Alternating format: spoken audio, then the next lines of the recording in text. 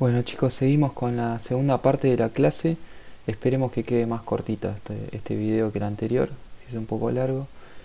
Eh, Hablamos más que nada en el video anterior lo que eran tecnologías de memorias, ¿sí? Diferentes tipos de memoria, ¿sí? Lo que eran memorias RAM, memorias volátiles RAM, memorias no volátiles ROM, ¿sí? Memorias FIFO, LIFO, ¿sí? Y bueno, ahora vamos a ver la aplicación, ¿sí? De todo eso. Y para empezar a pensarlo, bueno, acá anoté algunas preguntas que no tienen por qué saber las respuestas, ¿sí? Es más lo que vamos a ver ahora, pero quizás a medida que que fueron programando desde introducción a la computación, algunas cosas se fueron dando cuenta, ¿sí? O bueno, si no, la idea es verla ahora. Entonces, bueno, primero tenemos que pensar, ¿sí? ¿Dónde se guarda cada una de las cosas cuando ejecuto un programa? ¿Sí? Por ejemplo, las variables. Si yo tengo un programa y definí variables, ¿sí? ¿En qué lugar de la memoria se guardan esas variables? ¿Sí? El código. Cuando yo escribo un programa y lo ejecuto, ¿ese código está en el mismo lugar donde están las variables? ¿Está todo mezclado? ¿Cómo es? ¿Está como se ve el código? ¿Está todo, digamos, en el mismo espacio de memoria? Cuando yo llamo una función que le paso argumentos, esos argumentos no son variables, no son variables que yo las necesito para siempre, son valores que tienen que estar en alguna parte de la memoria, pero ¿dónde se guardan? ¿Sí? Y por otro lado, cuando yo uso memoria dinámica, ¿sí? Que uso malloc o uso new, eh, ¿cómo se consigue el lugar para reservar para esa memoria? Bueno, acá vamos a hablar entonces de lo que son segmentos de memoria, ¿sí? Cómo están divididos y como ya sabemos un poco las tecnologías, vamos a tratar de pensar eh, qué tipo de memoria es cada cosa, ¿sí? Entonces, bueno, cuando ejecutamos un programa en una PC, vamos a tener siempre varios segmentos de memoria y en general van a ser estos que vemos acá, ¿sí?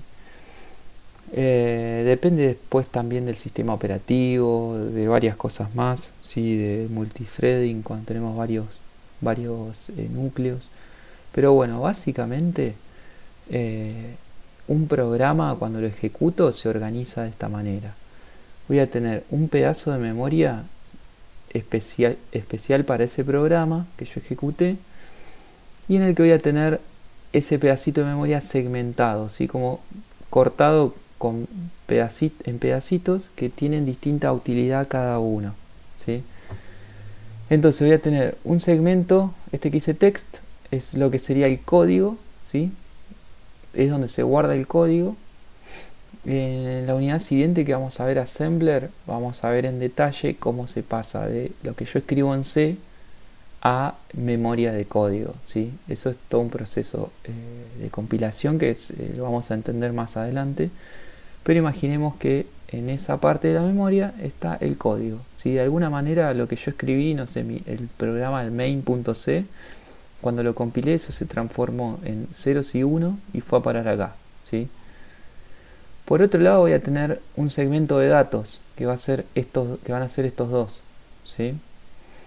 Voy a tener datos no inicializados y datos inicializados. No inicializados se llama BSS también. Y después voy a tener otro segmento de memoria, ¿sí? En el que van a estar lo que es el heap y lo que es el stack, ¿sí? Esto va a ser usado para memorias del tipo temporal, ¿sí? Y después un pedacito que tiene que ver con la relación entre mi programa y el sistema operativo, ¿sí? Cómo se relaciona el programa con el sistema operativo. Cuando estoy en un microcontrolador, esto es un poco diferente. Y ahora vamos a ir viendo. Es parecido, pero a la vez tiene algunas cosas que tienen que ver con la tecnología, que es un poco diferente, los tipos de memoria en los que se usa. Y obviamente esta relación con el sistema operativo no existe porque no tengo sistema operativo en un microcontrolador, ¿sí? Vamos a ver primero lo que es memoria de código, ¿sí? Cuando ustedes van a ejecutar un programa cualquiera, no sé, abrimos el Word, por ejemplo, en la PC, el Word está guardado en el disco rígido, ¿sí? Mientras yo no lo ejecuto, está guardado en el disco rígido y está, digamos, no tiene ninguna función mientras está en el disco rígido. El disco rígido es simplemente para almacenar cosas. Cuando quiero ejecutar el Word, ¿sí?, o cualquier programa, ese programa se va a cargar en la memoria de RAM, ¿sí? Lo que es el código de ese programa se va a cargar en la memoria de RAM, ¿sí? Entonces eso sería lo que es el segmento de código, ¿sí? El pasaje de que yo tenía el disco rígido y en el disco rígido tengo el programa ya compilado, tengo el ejecutable si estoy en Windows, ¿sí? Bueno, en Linux sería lo mismo. Tengo un archivo ejecutable y ese ejecutable, ¿sí?, lo lee y lo carga en la memoria de RAM, ¿sí? Es decir, lo que tenía en el disco lo paso a la memoria de RAM, ¿sí? Desde el disco directamente no se puede ejecutar nada, ¿sí? En un microcontrolador, ¿sí?, no tenemos un disco rígido, en un sistemita embebido como el que ejecutamos, como el que practicamos en la clase de laboratorio. No voy a tener un disco rígido. Fíjense en la placa que teníamos la otra vez, no tenía un disco rígido, ni una memoria CD, ni nada que funcione como disco rígido, ¿sí? Entonces, eso, en lugar de tener, de cargarse en la memoria de RAM, ¿sí?, en un microcontrolador, lo que es el código está en la memoria flash, ¿sí? Y lo vamos a ver un poquito más adelante, pero el microcontrolador tiene dentro de su mapa de memoria conviven lo que es memoria RAM, memoria flash, memoria de periféricos, ¿sí? Y la memoria flash, como vimos en la clase anterior, es una memoria no volátil, ¿sí? Entonces eso está bueno porque yo grabo el programa, por ejemplo el programa que hicimos la otra vez de parpadear el LED, lo grabo y queda grabado ahí. Y cuando conecto la placa, no sé, un mes después, tiene que volver a ejecutarse el mismo programa de parpadear el LED, ¿sí? Entonces, bueno, lo que es la memoria de código del microcontrolador está hecha en memoria flash justamente para eso, para que en sucesivas veces que yo lo prendo no se borre el programa y cada vez que lo enciendo tengo que volver a guardarlo, ¿sí? Pensemos, por ejemplo, en un tensiómetro de pulso electrónico, ¿sí? El programa está guardado ahí y no tiene un disco rígido el tensiómetro de pulso, que se pone el automático, es decir, que se pone en la muñeca y se infla automáticamente, o como hablamos siempre, por ejemplo, un lavarropa, ¿sí? No es que cada vez que prendo el lavarropa tengo que volver a cargarle el programa, ¿sí? Y tampoco el lavarropa no tiene un disco rígido, ¿sí? Entonces los sistemas embebidos, en lugar de tener disco rígido y cargarse el programa en la RAM, tienen directamente una memoria flash, ¿sí?, como vimos antes, una memoria no volátil, y se ejecuta directamente sobre esa memoria el programa, ¿sí? Bueno, lo que es la memoria de código sí se ejecuta siempre en orden. Yo voy a tener, como programamos siempre, ¿sí?, en general trabajamos con programas secuenciales, ¿sí? La gran mayoría de los lenguajes de código son todos secuenciales, ¿sí? El C, vamos a ver el assembler también, MATLAB, Python, JavaScript, Java, cualquier lenguaje son secuenciales, ¿sí?, salvo algunos muy raros como VHDL. En general son todos lenguajes secuenciales y lo que hacen es generarme una secuencia de instrucciones, ¿sí? Entonces quiero que se ejecute una instrucción después de otra, ¿sí? El programa no es el mismo si lo ejecuto en desorden, ¿sí? Entonces la memoria de código tiene todo un mecanismo que es la arquitectura del procesador o del microcontrolador, que va ejecutando una instrucción, después la siguiente, después la siguiente, después la siguiente, y así sucesivamente. Pega saltos solamente cuando hago llamadas a función, ¿sí? Si no, no va a pegar saltos. La memoria de datos, ¿sí?, lo voy a tener, va a ser donde se guardan todas las variables globales, ¿sí? Son variables y valores, datos, ¿sí?, que persisten durante toda la ejecución del programa, ¿sí?, desde que se inicia hasta que finaliza y el sistema operativo le da fin, ¿sí? O si hablamos de un microcontrolador, desde que lo conecto hasta que lo desconecto, ¿sí? Desde que lo alimento hasta que le saco la alimentación, le desconecto el USB o lo que sea. Ese segmento de datos, ¿sí?, memoria de datos, se separan datos inicializados y no inicializados. ¿Qué es inicializado? Bueno, si yo una variable la inicialicé con un valor, ¿sí? Es decir, por ejemplo, puse int a igual a 0, ¿sí? punto y coma, en C por ejemplo.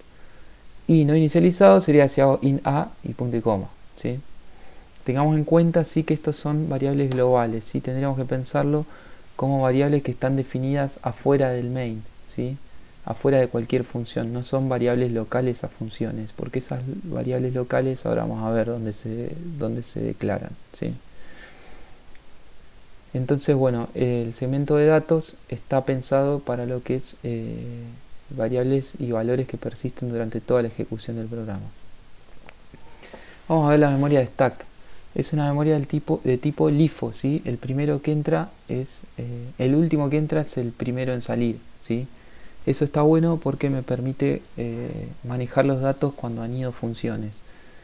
¿Por qué? Porque la memoria stack guarda lo que son variables locales y parámetros de funciones, ¿sí? Cuando yo accedo a una función, los parámetros con los que ingresé a la función y las variables locales de la función se definen en la memoria de stack, ¿sí? Y se guardan de forma temporal, porque yo cuando salgo de la función, los parámetros y las variables locales desaparecen, ¿sí? Entonces, si yo anido, por ejemplo, llamo del main, llamo una función sumar, y la función sumar llamo una función, no sé, imprimir, printf, voy a tener en esa secuencia, ¿sí? Anidamiento, el stack se va a ir llenando. Una cuestión del stack, ¿sí? Que el direccionamiento es en contrario hacia abajo, sería, ¿sí? Las direcciones se incrementan hacia abajo, ¿sí? Un poco al revés de la lógica, pero es así porque la arquitectura del microcontrolador, microprocesador se definen así siempre. Entonces, en la memoria de stack yo guardo lo que son valores temporales, ¿sí? Que no los voy a necesitar durante toda la ejecución del programa. Los necesito, por ejemplo, cuando entro una función nomás, ¿sí? Cuando salgo ya no los quiero más, ¿sí? Por último voy a tener lo que es la memoria de heap, que es parecido al stack, ¿sí? Pero es como si fuera un pool de memoria, un espacio de memoria que está vacío y esperando para ser usado cuando yo necesito memoria dinámica, ¿sí? Por ejemplo, las funciones que ya conocen, malloc, calloc, realloc, ¿sí? Y cuando hago new, eso se define en lo que es el heap, ¿sí? Cuando yo hago malloc, ¿sí? El sistema operativo me da una posición, un puntero, apuntando una parte del heap, ¿sí? Así que bueno, esto fue todo. En la clase práctica sí van a poder ver después cómo bajarlo a la tierra, ¿sí? Todas estas partes de lo que es segmentos, ¿sí? Vamos a hacer algunos ejercicios de manejo de punteros y ver cómo punteros, por ejemplo, punteros a función, vamos a ver que apuntan a esta parte de memoria de código, punteros a variables inicializadas apuntan acá, a no inicializadas apuntan acá, punteros a variables locales apuntan al stack, ¿sí? Y punteros a lo que es valores que me devuelve el malloc o el realloc, alguno de esos, me van a apuntar a un sector de memoria en particular. Así que bueno, esto fue toda la primera parte de memorias y en la clase siguiente vamos a ver algunas cuestiones un poco más en profundidad.